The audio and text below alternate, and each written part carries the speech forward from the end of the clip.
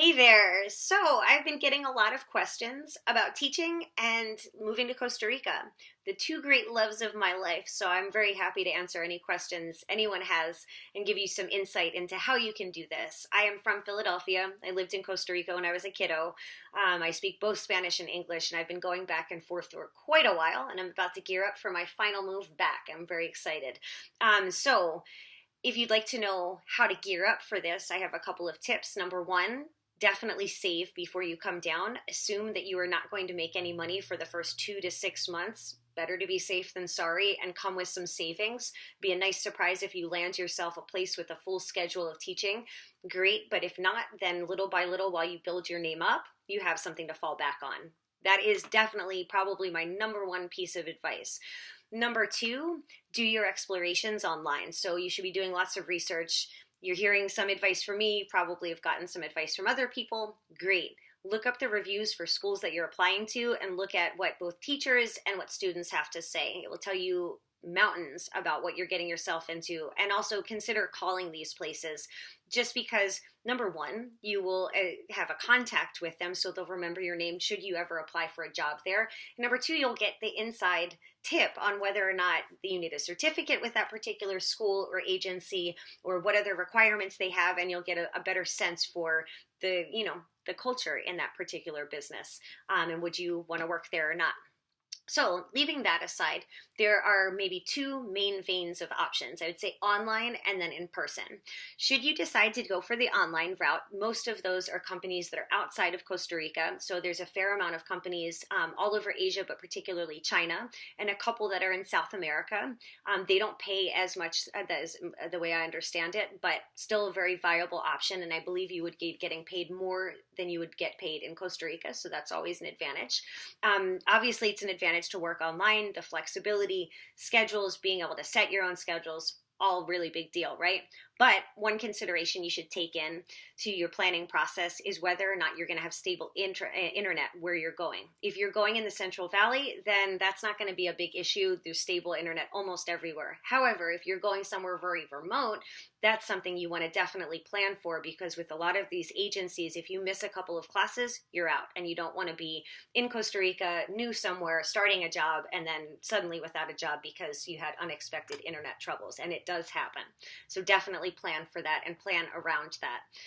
So if you decide that you want to go internet route, you usually need to have a bachelor's. Like with VIP kids, you need a bachelor's and you need teaching experience, though they're not specific about what type of teaching experience. So I know people that have worked as city or representatives that have gotten jobs doing this, people that have volunteer taught at high schools, tutored. So they're pretty flexible. I think a lot of it depends on your qualifications in general, and then also how you do on the interview and demo, right? So as long as you rock those, you're probably going to get the job. Awesome. So if you decide to go the in-person route, you have more options as well. You could work for a community organization. There are so many in Costa Rica, all over the Central Valley particularly. You could stroll down any block and find about 5, literally. In Aurelia, I do this all the time.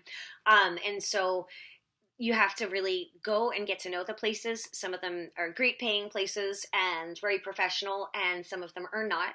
Usually you're teaching, I've found that I was teaching in Aurelia a lot of younger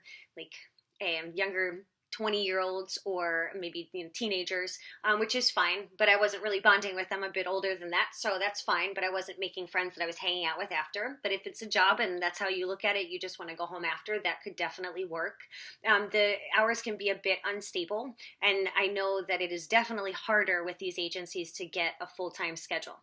Now, if you wanted to work in the corporate route, you could always go for corporate English. And I love teaching corporate English. This is one of my favorite things in the world. I've had a lot of success and a lot of fun doing this. There are an abundance of agencies. They speak habla English to go, idiomas idiomáticas, and I could go on and on. Do a Google search, like I said. Look at their reviews. Look at what their customers are saying about them. These companies will send you to other companies to teach English. Very enjoyable. I've made tons of friends doing this, made tons of contacts doing this. I think some of my friends that I've had for the last 10 years, actually, some of them I made in these classes. They were my students, and now we've become very good friends. The classes were a lot of fun to teach because my students students came very motivated because they were using this for their career. So that also was a whole lot of fun. And it was fun to get to see how a big corporation, for example, I worked at Kimberly-Clark for a bit, how the dynamics worked in a different country. And it was fascinating. It's really, really a cool thing to get that inside look. But a lot of times if you're here in Costa Rica, if you're there in Costa Rica, you may not get that insider look into the business culture right when you first move there. So that part also is very fascinating to me. The pay is a bit higher than working in the community organizations, and I think there's a bigger flexibility. If you're doing well, I've had a much better time getting hours added on. So when I first started, for example, with a company, unfortunately they don't exist, they've moved to Europe at this point, but when they existed, Soluciones Idiomáticas, I started with them. I think I had 6 hours, and then within a month I had a full schedule, and they actually had to hire another teacher at my site because the classes got so popular. So if you are professional and doing well at your job, you will get more hours, but you have to make sure you're covering your bases and also pleasing your clients clearly. So the last option is to work at a colegio, or like a high school or primary school. If you decide to do this, you can't work at a public school unless you have your Costa Rican papers, like your residency. So that leaves the private schools. A lot of the private schools will get visas for you. If you go to a very rich school, then you probably get paid a bit more. It is demanding. You do have to definitely keep your image squeaky clean, because you are considered a part of the child's life. And Costa Rica, depending on what zone you're in, you're going to be very close to the school, and it's a small community and people know each other. And so you definitely want to think about that. If you're a wild party person, maybe going to a primary school wouldn't be your thing. But if you do enjoy teaching kids, this could be a lot of fun. There's a lot of resources. I worked in public schools in the States, so the comparison to coming to Costa Rica and working at these private schools was huge.